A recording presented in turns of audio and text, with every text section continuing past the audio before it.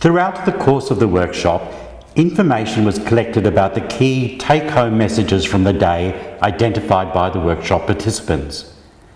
These take-home messages included: Queenslanders are from many backgrounds, starting with the rich cultural traditions of the first Australians, the Aboriginal and Torres Strait Islander peoples. Queensland always was and always will be a multicultural society. Culture exists everywhere, and there is often a need to challenge what we understand by the term culture. Culture has many meanings, and it should not be confined to being a term used to describe certain specialist services that are provided to some groups. Organisations should make use of diverse images of their staff to attract diversity within their workforce. We should all reflect critically on our own organisations, their leadership, staff profile, client profile, and surrounding community profile. We should always seek to match workers and work settings to our clients, their cultural and religious backgrounds and customs. Time was spent during the workshop reflecting on Our Story, Our Future, Queensland's multicultural policy.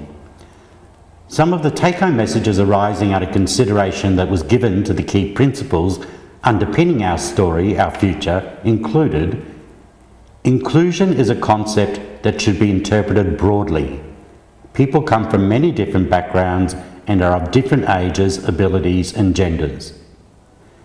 The 8 principles included within the Multicultural Queensland Charter have meaning across sectors and organisations.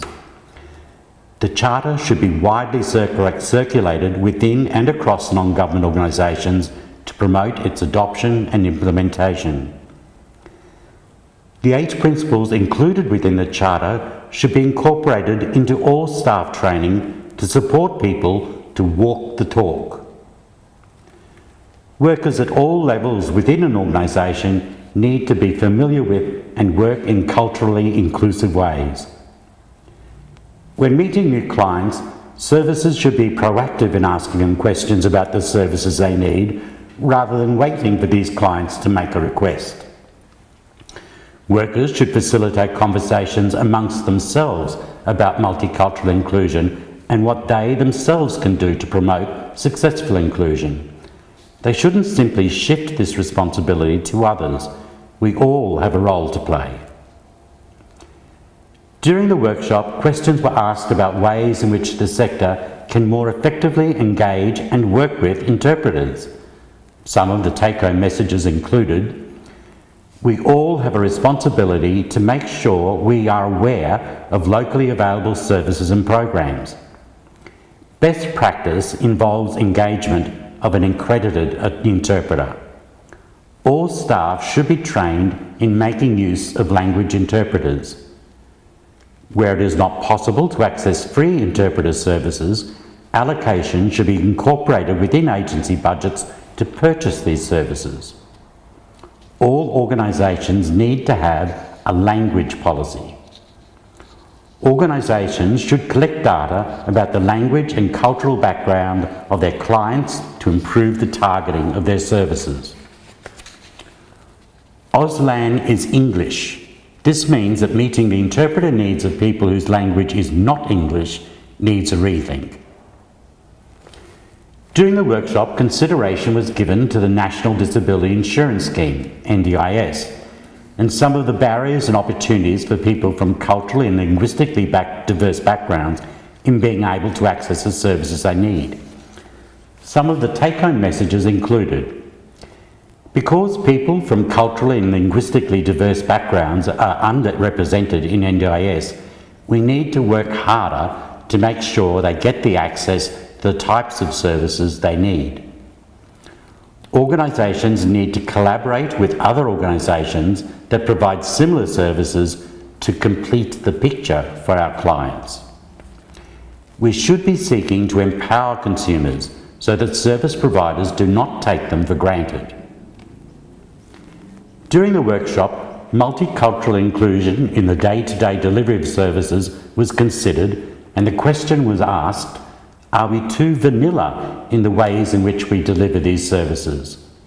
The take-home messages included a recommendation that staff complete the unconscious bias training offered by the Queensland Anti-Discrimination Commission. The concepts of diversity and inclusion are different and should not be used interchangeably. The concept of respect should be integral to our understandings about successful multicultural inclusion. A commitment to human rights should be regarded as the cornerstone of our service delivery. We should be focused on people counting, not counting people. We should be using a strength-based approach in our design and delivery of services in preference to focusing on deficits. During the workshop, consideration was given to aged care and some of the barriers and opportunities for people from culturally and linguistically diverse backgrounds in being able to access the services they need. Some of the take-home messages included a recommendation that organisations make contact with the Multicultural Advisors Network. A warning was provided about the danger of making assumptions and not taking for granted things about a person's identity. Workshop participants were also advised to reflect on and better understand their own worldview in addition to the worldview of others.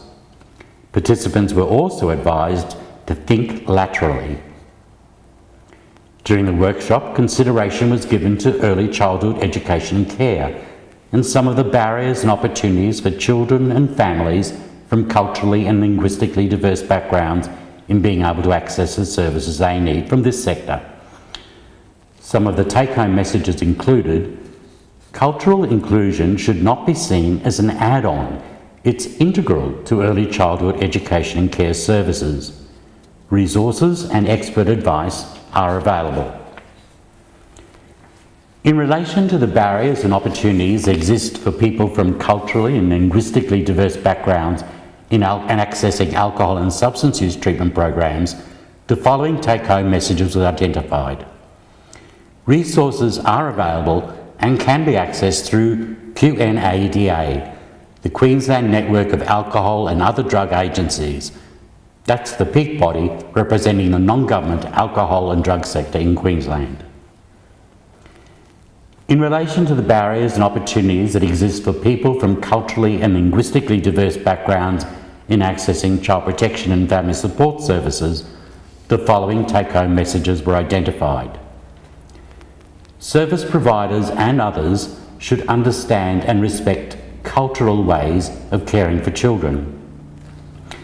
There are many challenges for Aboriginal and Torres Strait Islander peoples and people with culturally and linguistically diverse backgrounds associated with becoming an approved foster or kinship carer, including the carer assessment process and criteria, and these are yet to be overcome.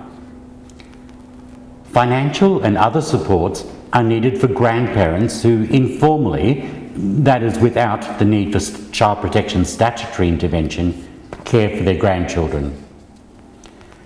When contributions of cultural advice from Aboriginal and Torres Strait Islander elders and other respected persons are being sought from mainstream organisations, they should be properly remunerated.